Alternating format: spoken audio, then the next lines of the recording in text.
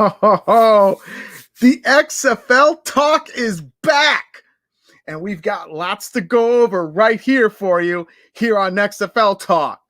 We've got lots of things discussing about new key QBs, quarterbacks that may be coming back, and we'll be looking at new head coaches for some of these teams just to kick things off.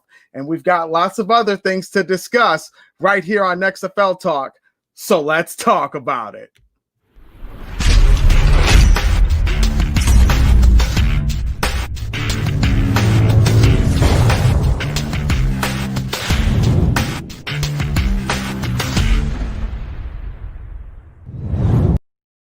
Thank you guys for joining me back here again, once again, for XFL Talk. It is the episode 8 right here for you. I hope you all had a wonderful, wonderful new year.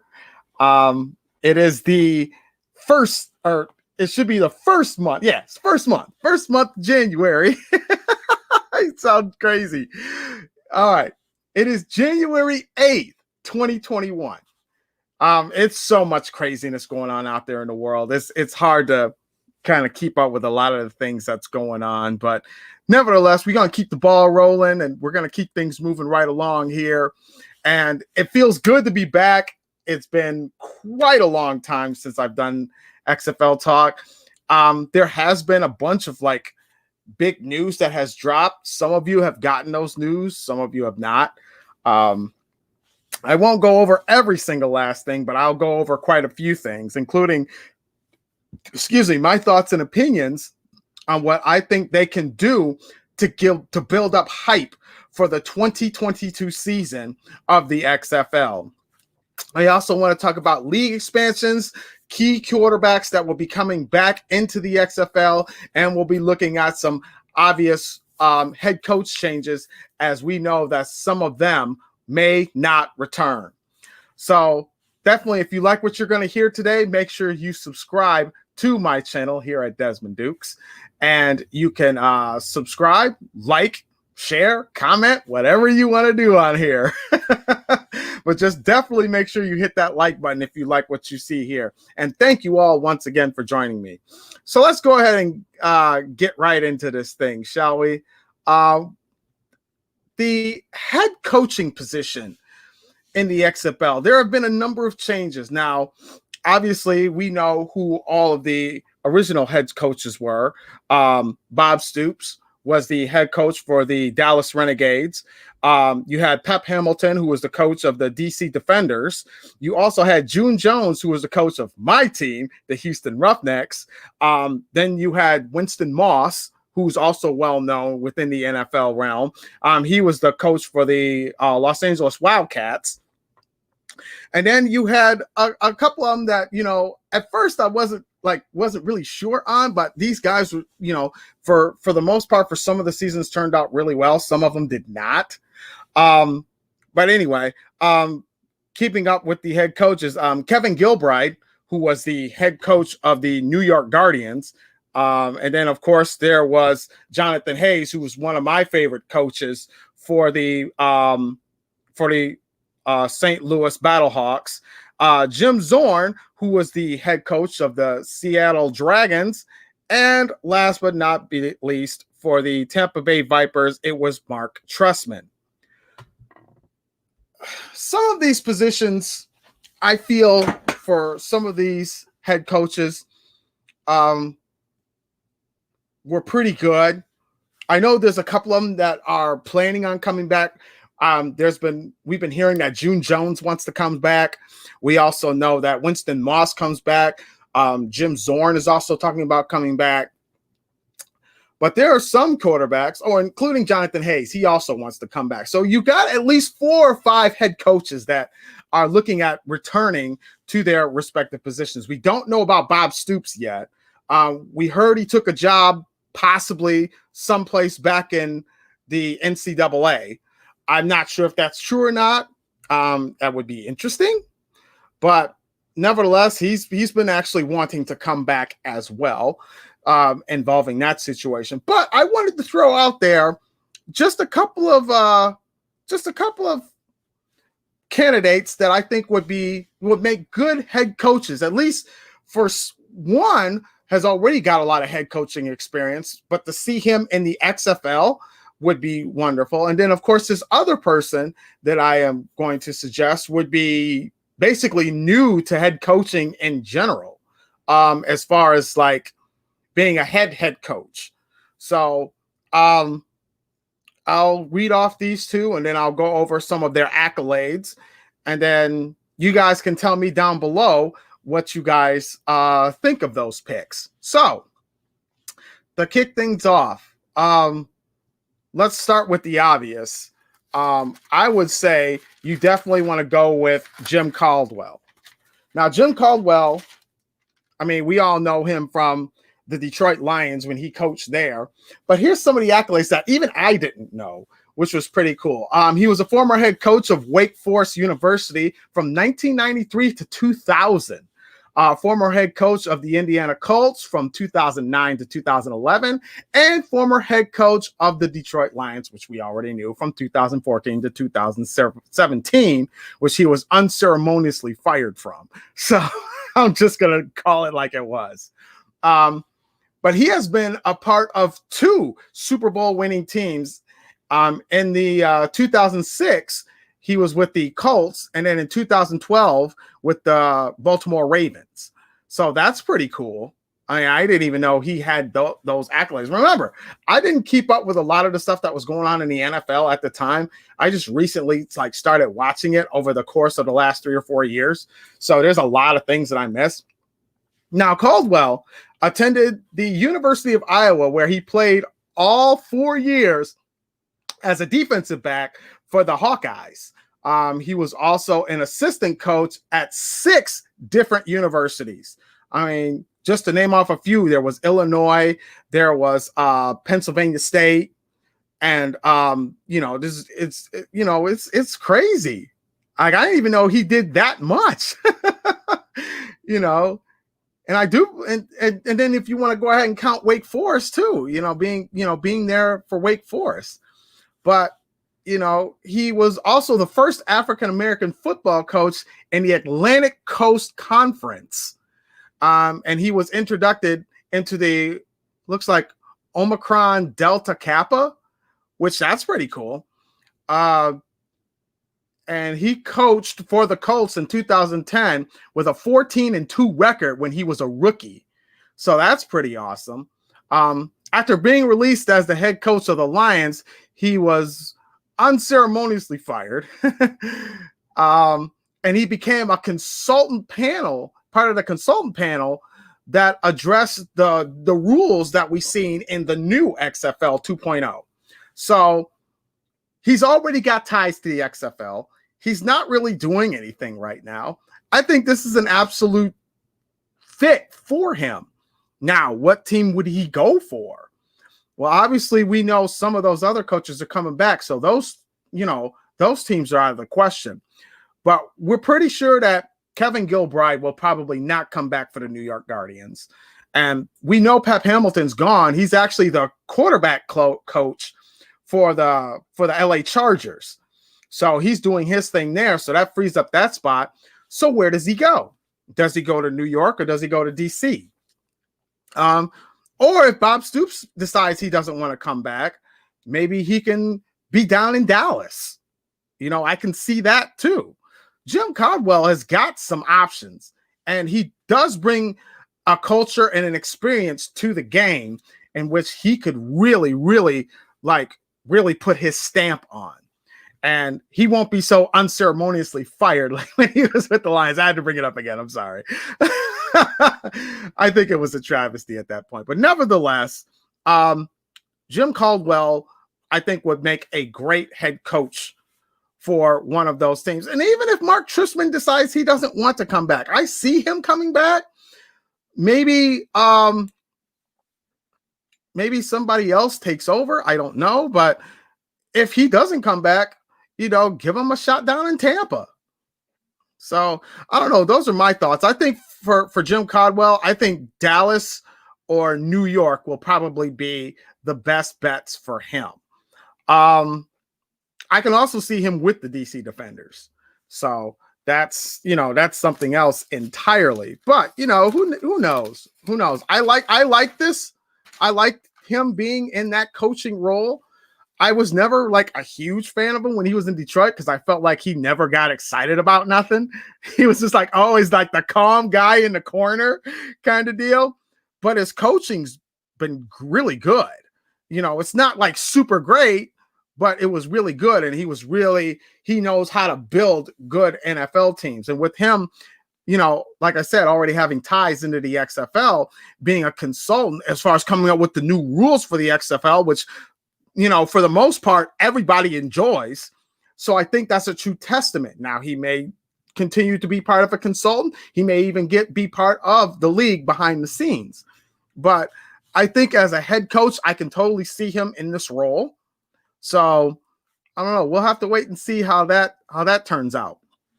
Now, my next pick, this is one that's probably going to come out of left field for a lot of people. And I think this person deserves a shot, in my opinion, but that's just me. So I'm talking about the recently released from the 49ers offensive assistant coach, Katie Sowers. Now, Katie Sowers was an offensive coach with the 49ers from 2017 until basically just the other day. She had joined the NFL back in 2016, and she was originally, when she got into the NFL, she was a training coach for the Atlanta Falcons. So she was dealing with the training camps that was there. Now, keep in mind, Katie Sowers was the first female / gay female to be in the Super Bowl with a team. She's the first ever. So that's a true testament to how great she is. She started her career playing in the Women's Football Alliance. She played for, what team did she play for? It says it on here. I got so much notes. Well, I'll just say it when I get down to it. But nevertheless, she was born in Haskins, Kansas, back in 1986. She attended Haskins College and Goshen College in the 2000s before finishing at the University of Central Missouri and getting her master's in, what is that? Kinesiology? I can't even say it. It's some big major thing that she got in college. And that was back in 2012. She began her football ventures playing for the Western Michigan Mayhem. That's who it was. The Western Michigan Mayhem, when she played in the women's league, which was their pro league. Which was Western Mayhem. That was college. So Western Michigan Mayhem is the college team, and her pro team that she played for in the Women's Football Alliance was the Kansas City Titans. There we go. I got it figured out now. Reading my chicken scratching notes. She was also a player for the United States Women's National Football Team that won the 2013 IFAF Women's World Championship. So she has been in situations where she has become a champion. Sowers continued playing for the WFA until her retirement in 2016 due to a hip injury. She was hired by the 49ers in conjunction with the Bill Walsh Diversity Coaching Fellowship Program, making her, the first openly gay woman to be a part of the NFL and get her team to a Super Bowl. So, with all of those accolades, I think she at least deserves a shot. She deserves a chance, because literally, with the coaching position that's being looked at down in here in Detroit, trying to find a Lions head coach, they're looking at the defensive coordinator for the 49ers, which he's a pretty big name.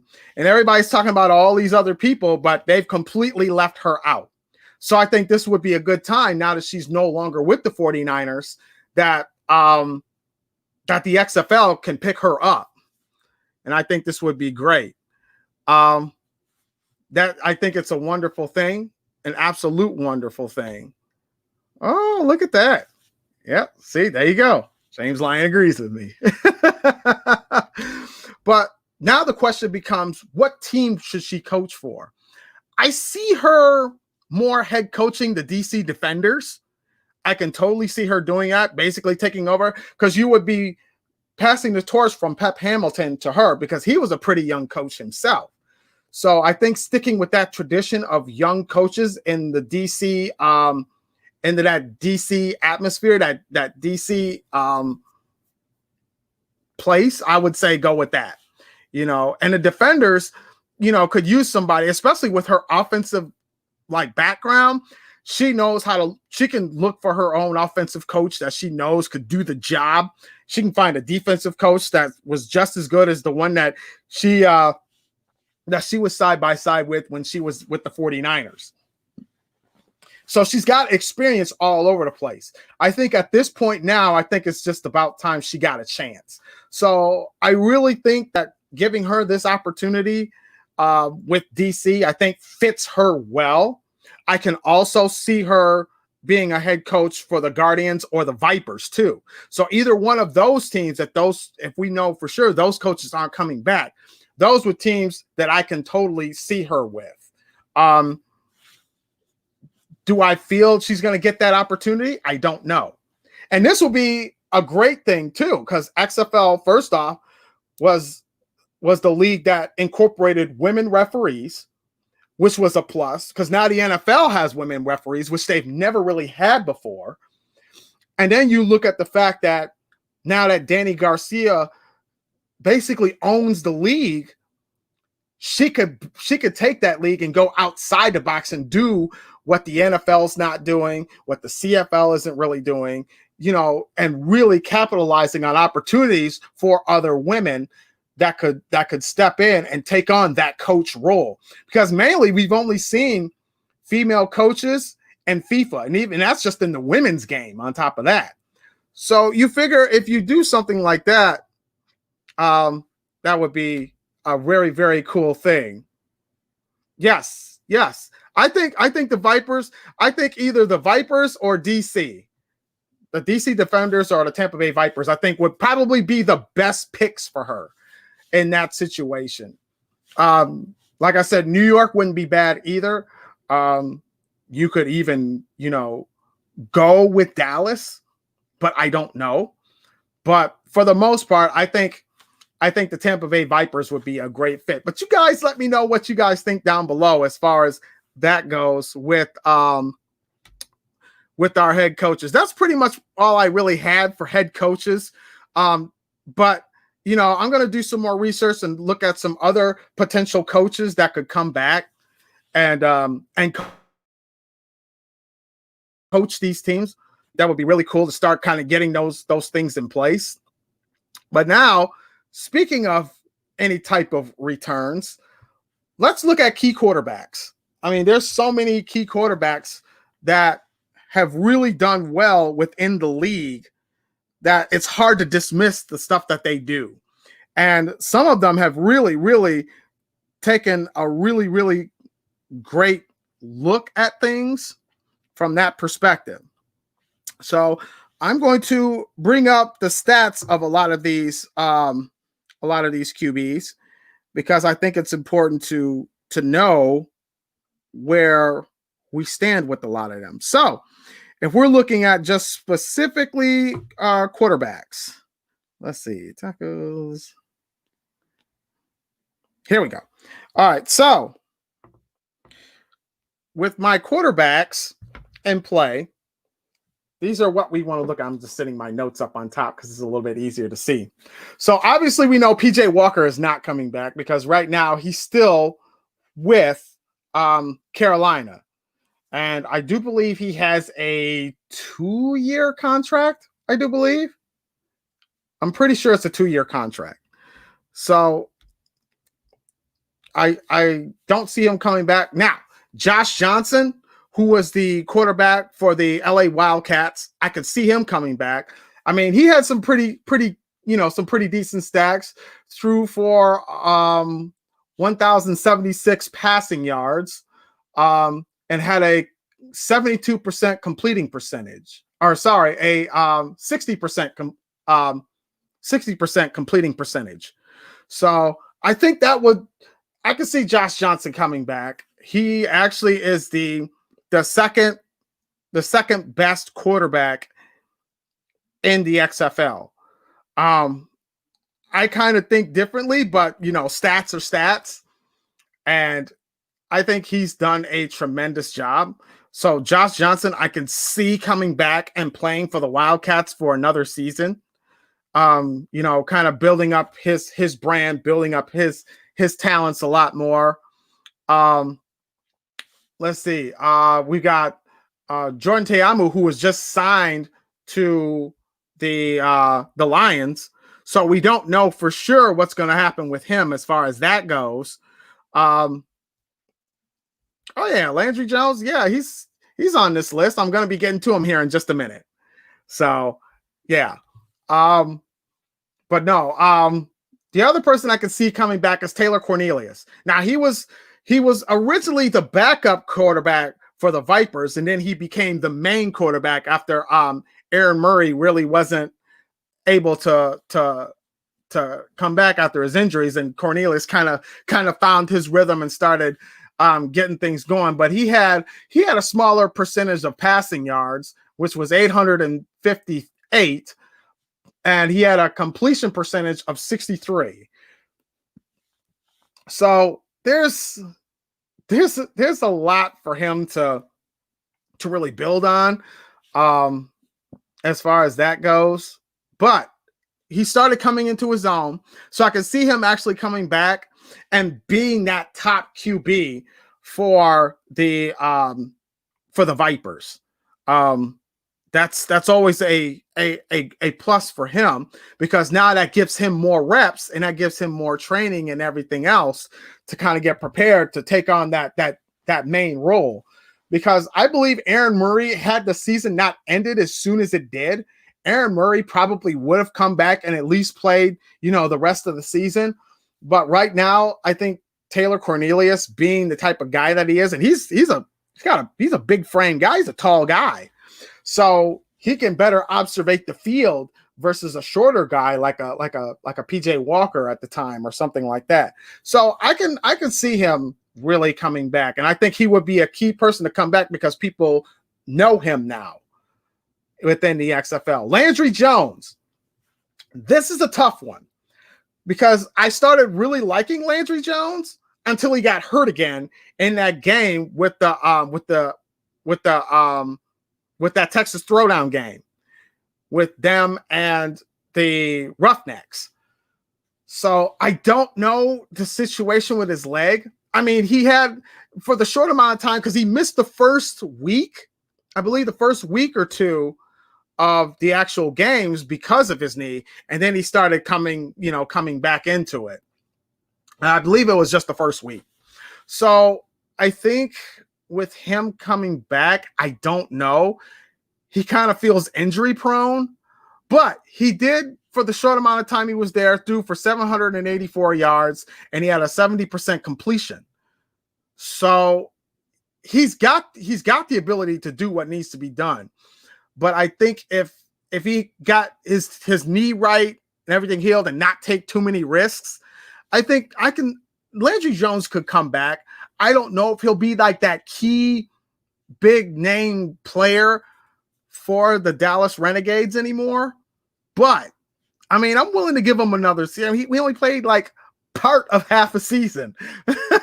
So I think he deserves to have a full season shot before we actually make a determination on that one. Cardale Jones. Now, Cardale Jones was the quarterback for Ohio State back in his time, but I think he struggled those last few games. The first 2 weeks he did really well, and like the last couple of games he kind of fell like into a rut at that time. So that's when I think it was I don't know why I was thinking Kari Lee, but there was another Lee that was on the DC Defenders who took over for those next couple of games. But I think Cardell Jones now, with having this much time, I think this will work for him. I think this will work for him very, very well. And I like the fact that Cardell Jones was kind of that key quarterback for the DC Defenders. And I think he should definitely stay with the DC Defenders. I think there's still a lot of work to be done. And I think there's still a lot of work that he can really build on with that team. And I think that team fits him well, in my opinion. I think the DC Defenders team really works well for him. So I definitely see Cardell Jones staying in that realm. Now, will he come back? I don't know, but I would like for him to come back. And plus, he's kind of a bigger name, at the time of him starting. So I think with him coming back, getting those reps in and being like that powerhouse quarterback that, he started off with, those, especially if he would have kept going the way he did the first couple of weeks, where he was just on this tear and he was looking like he was going to be like an absolute running against PJ Walker for the MVP spot. And he was definitely like that second guy up. If it wasn't for those last couple of games. But Cardell Jones coming back for DC, I think he should. Now, Brandon Silvers. Brandon Silvers is a quarterback that I actually seen coming into his own, and that the Seattle Dragon were really starting to pick things up. I think in that very last game where they had PJ Daniels come in and take over for him at that time. PJ Daniels is another great quarterback. But yeah, Brandon Silvers, he had a 52% completion percentage and only threw for 539 yards. So I don't think like it's something that they could really, really, I guess, pull off. But that depends on if he wants to come back. So Brandon Silvers is one of those guys. I think he still has a lot of life left in him as far as wanting to be that head quarterback position. Because I know, like I said, those last few games, they had PJ Daniels take over as the main QB, as the starter QB for those last couple games. And PJ Daniels is really dynamic.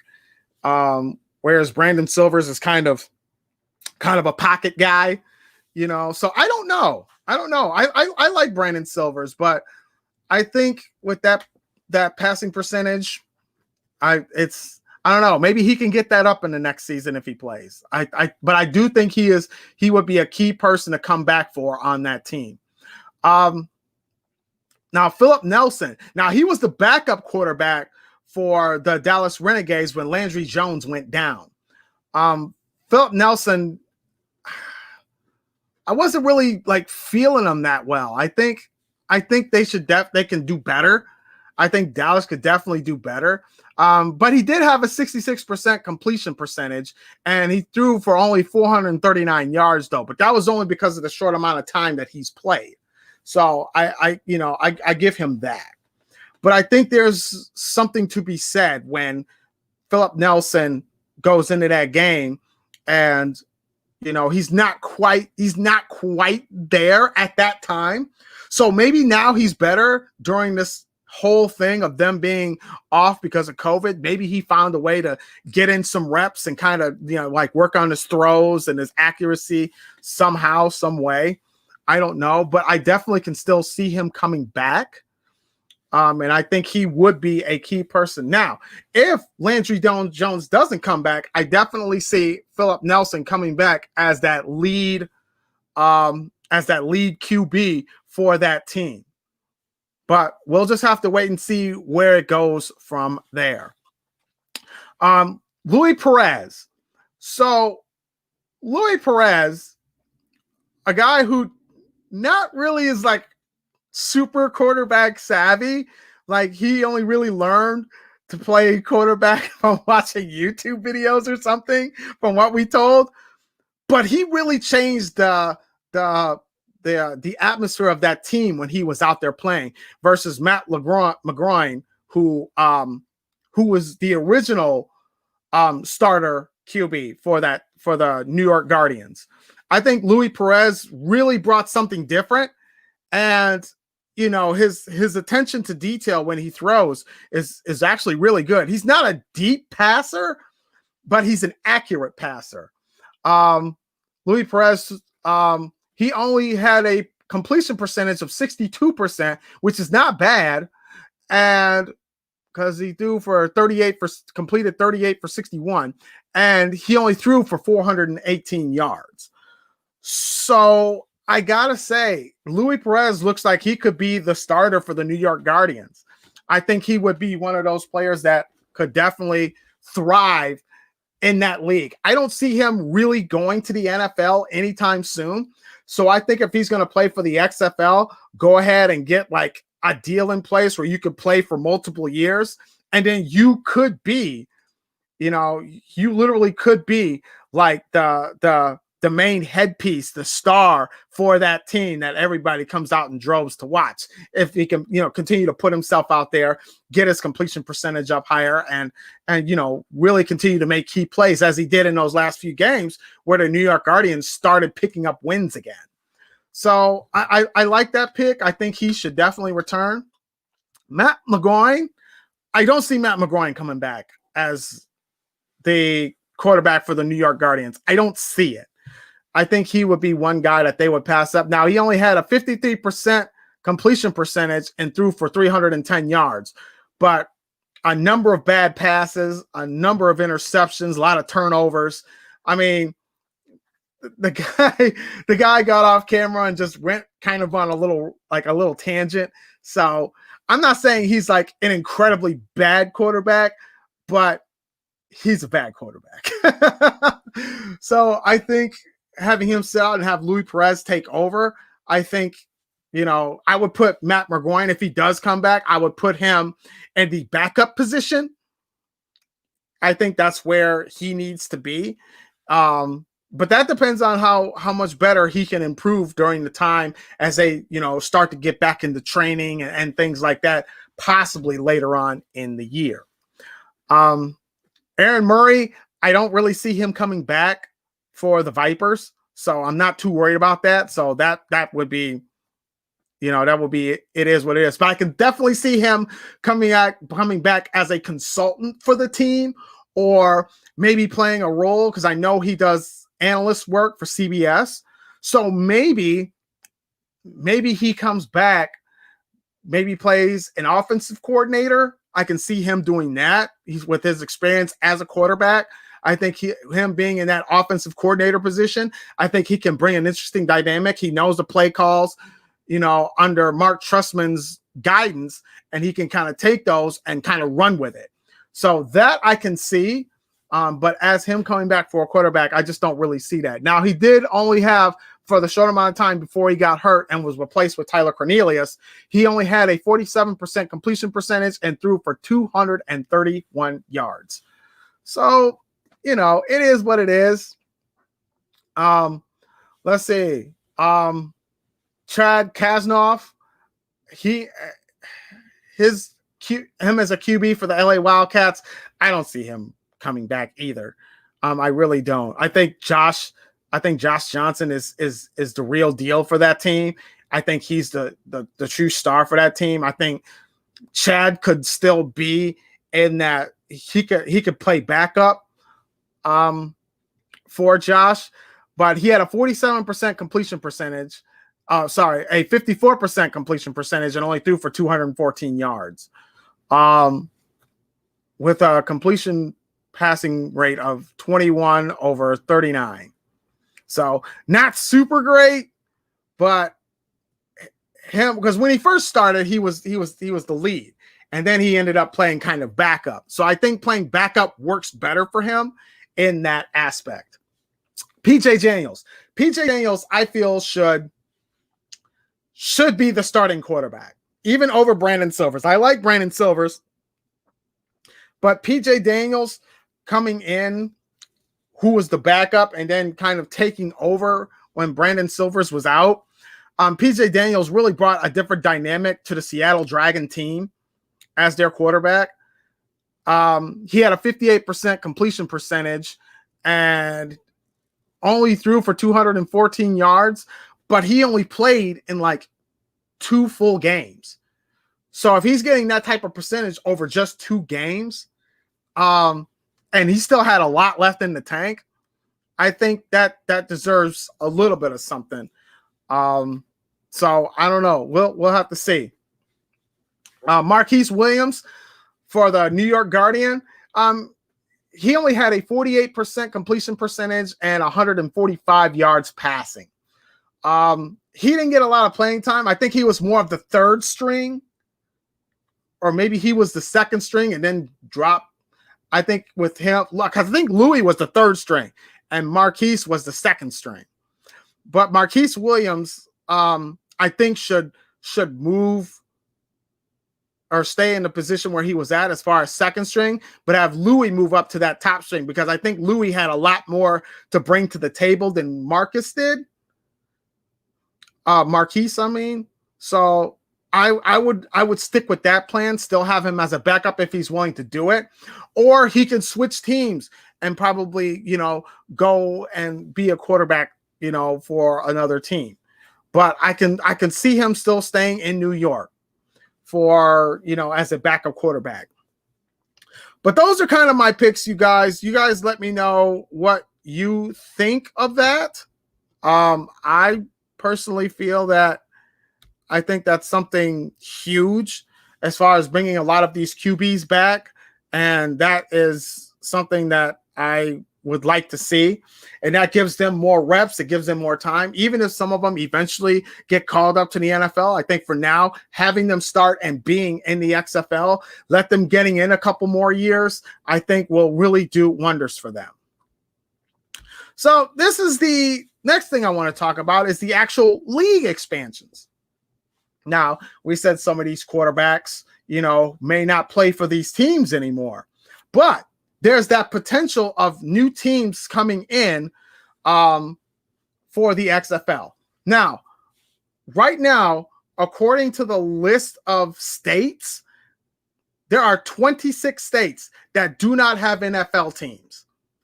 Now, looking at it from that perspective, this is a wonderful, wonderful opportunity for the XFL to really, really cash in on going after states that don't have NFL teams and really capitalizing on those states. Even though St. Louis didn't have a team, but the state has a team in the Kansas City Chiefs. But I think with them going the route that they went in of having the St. Louis Battlehawks, I think that's a true testament. So it really depends on the location. But I think for these 26 states, you definitely want to bring in an XFL pro team that not only will get that state excited, but can also bring in revenue for that state. Because some of these states do have stadiums. They could use the college stadiums. I think that's a wonderful thing about the XFL. You don't have to go and get these big NFL stadiums, but you could get a good sized college stadium and then just fill that thing up, because they don't have anybody but college teams, and that's it. So a couple of states that I think they should really look at. Obviously, we know Birmingham, Alabama is looking at getting a team in the XFL. Do I see these teams coming in 2022? No. But I think if they get the ball rolling now and getting them ready for 2023, as I said in one of my previous episodes, I think this would be absolutely fantastic for the XFL. Because you want to start this league off with your original 8 teams to start with. Because you want to begin to now that it's basically 3.0, you want to rebuild revenue. And with these teams wanting to be in the XFL, this brings more revenue in for the XFL. So you don't want to rush it too quick. Let's just get through these original 8 teams and actually make it to a championship. Then we can discuss bringing in these other teams. But if there were 2 states that I can think of that I believe should get an XFL team, obviously we said, Alabama with Birmingham, getting a Birmingham XFL team. Birmingham loves their football. And when they had a team with the last spring league that didn't do well, but they started to have decent crowds. I mean, they were getting, 9, 10, 12,000 people in there. I think their biggest one, I think they had somewhere around like 13 or 14,000. So that's a good number. I think with the XFL, they've had solid anywhere between 12 and 18,000 people in like the smaller stadiums.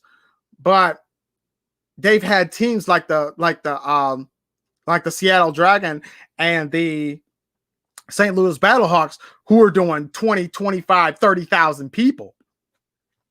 And I said in one of my previous episodes that the St. Louis Battlehawks, their next home game, they were looking at doing anywhere between 50 and 60,000 plus, because they were literally opening up that second that second level for those games. And I know Seattle would have done the same thing because they started getting record numbers of attendance as well for those smaller venues. And both of those, along with some of the other ones, have been selling out. But typically, XFL games have held pretty steady between 12 and 15 plus. So, and I think with them getting a team like Birmingham, Alabama into it, I think that would be a really, really cool thing. Now comes the second team. Now, this is probably going to come out of left field because I didn't think about this beforehand. But if I wanted to go with a team that I feel would be great for an XFL team, I would have to say Oklahoma. I think Oklahoma is that next big thing because they don't have an NFL team at all. They got an NBA team, but have no NFL team. So if you bring in an XFL team into one of those, into the Oklahoma Stadium, or even Oklahoma State Stadium, and then you could fill that bad boy up. I mean, Oklahoma loves its sports.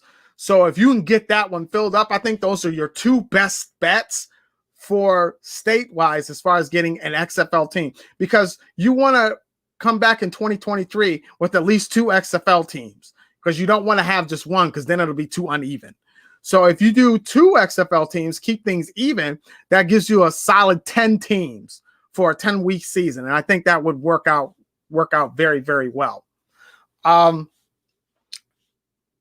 If there was a third and a fourth expansion, later on down the road, maybe, after like another 2 or 3 years, added another two teams. I think that would be the formula for the XFL, is that you have an expanded team every couple of years. So if you bring in two teams in 2023, don't bring in any more teams until 2025, 2026.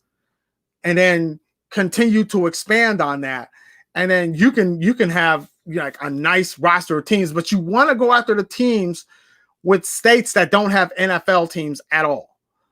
And the reason why I say that is because these states are hungry for teams. I mean, this list has like New Hampshire, Nebraska, Maine, Kentucky, Hawaii, Connecticut, Arkansas. These are a lot of states that could use great pro teams and have colleges that fills their stadiums up. So why not only fill up the college stadiums? Let's fill up the pro stadiums too. And in those markets, the XFL can capitalize and really build upon that, building up that revenue, having people buy more of the merch, going to these games, buying season tickets. These are things that the XFL could really, really capitalize on as far as that goes. But yeah, there's a lot of states on here. I mean, a lot of states: Wyoming, both Virginias, West and regular Virginia, Vermont, Utah, South Dakota, South Carolina, Rhode Island, Oregon, New Mexico. There's so many different states that the XFL could capitalize on, because we know for a fact right now the NFL is not expanding teams. They're not expanding their league. They're at 32 and they're staying at 32 for a good little while. So I think this is a good opportunity for the XFL to really capitalize on these states that are not being picked on by the NFL and really bringing those teams in, because now the NFL later on, when they see the expansions happening, they're like, okay, we need to expand ours. So they'll start going after different states as well. So with the XFL doing that, I think that would be an absolute wonderful thing for them. But you guys let me know what you think down below. Do you think the XFL could expand on some of these states that the NFL hasn't capitalized on? And when do you think they should step up and really bring those teams into the league, bring them into the league's family? But you guys let me know that down below, because I am genuinely thinking of how you guys feel about that. Because when you look at it from this perspective, if you can do what needs to be done to build up, more hype for the XFL, that's how you want to do it, is getting those teams expanded, building up the fan base, building up the attendance, building up the viewership. This is what will help the XFL, because, more times than not, if you have a team within that state, more people will watch because they're from that state and they're being represented on national television. So they're going to want to support those teams. They're going to want to support, that league, because that league is doing something that other leagues are not doing. So I think the XFL would be doing an absolute wonderful thing for the community of states. Which brings me to my final query of the day. So with the XFL coming back in 2022, how do we build the hype? How do you rebuild the hype for the new 2022 season? And it's actually quite simple. You do what everybody else has done before, and you do what is necessary to build up the hype. Because it'll be nearly a year and a half before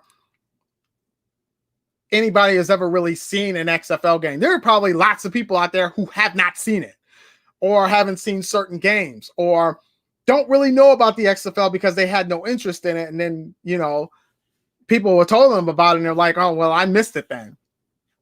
So one of the key things in building up hype for the new 2022 season is to play all the games from last season. I think that's what you do. I think that's what you do if you were in the business of building your brand. Get people aware of that brand. Yes, there may be some differences compared to 2.0 that you're going to do in 3.0, but the majority of everything that has stuck, we know for a fact will stay in place. So what I mean by all of that is the XFL was played on Fox, FS1, ESPN, and ABC. So if you want to, out of those respective channels, or you can kind of switch things up, you do replays of all 20 games from those 5 weeks. You play 2 games a week for 10 weeks. That's how you build that up. That's how you get the name out there. You don't have to go crazy, but if you do one game, like one game on Saturday, one game on Sunday, and make them evening games, or especially evening games after, but you don't want to do it during the NFL. You want to do it after the NFL. So after the Super Bowl is when you want to start, okay, let's start putting these games in place. We'll start with week 1. We'll play week 1 for about 2 weeks, and then we'll play week 2 for 2 weeks, week 3 for, a couple weeks, and so on and so forth. You build on those and you create hype. You let people know we're going to be replaying these XFL games, so that people who either didn't get to see it or was curious about it but still didn't watch it are now given an opportunity to check it out. Now, I have all of the games on my YouTube channel. So I generally go back and watch those games, but I would like to watch them on TV regularly just to be a supporter. And I think that's how you rebuild the hype. I think that's what you do to get people to be like, you know what? I remember this league and it was really good. I thought they were going to be gone because there's some people that still don't know that it's even coming back. So to help rebuild the hype and rebuild that fan base, you get with these networks and be like, hey, we want to do replays of all of our games. Now, if FS1 doesn't want to do certain games, you can put those on regular Fox, because they're all the same brand. Same thing with ESPN and ABC. I don't have ESPN. I have a better chance of getting ABC. So I think Fox and ABC, respectively, playing both of those, I think would probably be the best decision. So, and those games were kind of divided. So, again, respectively, you could play one game on Saturday, one game on Sunday, have them both be evening games that start probably around like 6 or 7 o'clock. Okay. You could be done by like 9:30, 10 o'clock. And, that would be the way to go. But I think that's how you can help rebuild hype for the XFL and getting people prepared for that 2022 season, because it's now 2021. You can build 10 weeks off of that. Then as those 10 weeks are going, now people are excited. They want to know who's coming back. They want to know, what the league's going to do in 2022, and it makes them hungry to want to see more of those games. So I think that's one aspect that you can do to rebuild the XFL league. The second thing I would do is start building up advertisements. I think going after advertisements and sponsorships along with networks, because you'll get the networks. The networks will come. The ratings for the networks weren't super, super great, but what they did attendance-wise really helped a lot of those. So I think what you do at that point is that you get sponsorships, you get advertising put out to let people know we're coming back. So I think the best time to do that would be during like a basketball season or an NFL season, depending on what networks are going to pick this thing up. Because we know Fox wants it back. We've heard rumors that Fox wants it back. We don't know about ABC. So what they could do is that they could do advertisements on Fox, and there's a possibility that CBS may pick them up, which would be another huge thing. So then you can get some on CBS as well for the 2022 season. So I think really going after all of those things, I think will really, really help as far as rebuilding the seasons and getting that word out there. Another thing would be getting a lot of the guys that really helped contribute, a lot of the commentators that really helped. And when they did, when they were doing their commentary for these XFL games, get them out there to speak about the XFL, during the NBA or the NFL season, because when the NFL season restarts again, have them bring it up from time to time. Hey, just want to let y'all know the XFL is coming back. And I had, make it almost like a question, like, what did you think of the XFL? And you I thought it was great. And I'm actually excited that the XFL is coming back in 2022. I think you start building that through word of mouth, through these analysts, which a lot of people listen to the analysts and the commentators. So once you get them on your side to speak highly about the XFL, that right there will help push, people to be like, oh, well, if they like the XFL, maybe I should give it a shot. And I think that's one of those things. Now, you don't want to go through some commentators who kind of belittled the XFL and treated it like it was a garbage, league, which it wasn't. It was not a garbage league because it was doing pretty well. If COVID hadn't hit, I think it would have continued to do well. I mean, merch sales were high. Attendance sales were really high. In fact, they exceeded expectations on both. So the XFL has got legs. So now you need to turn, I guess how The Rock put it, or Dwayne Johnson put it, we're going to turn a $15 million business into a $100 million business in one season. That's the goal. And I believe they can do it, because just in that half a week span, the league itself made nearly $40 million, like total, with merch sales, attendance sales, things like that. They've made nearly $40 million. That's like an increase to what their projections were, which they were only looking at anywhere between 15 and 22. So that is a huge, huge thing. And I think that will help out considerably. But you guys tell me what you think. What are some ideas that the XFL could do to really help rebuild the league? You guys let me know in the comment section below of that. Well, anyway, thank you guys for joining me. We got quite a bit talked about. I will be returning with some more news, rumors, and information in the upcoming days for the XFL. But thank you guys so much for joining me here today. I will see you all next time. Have a good night.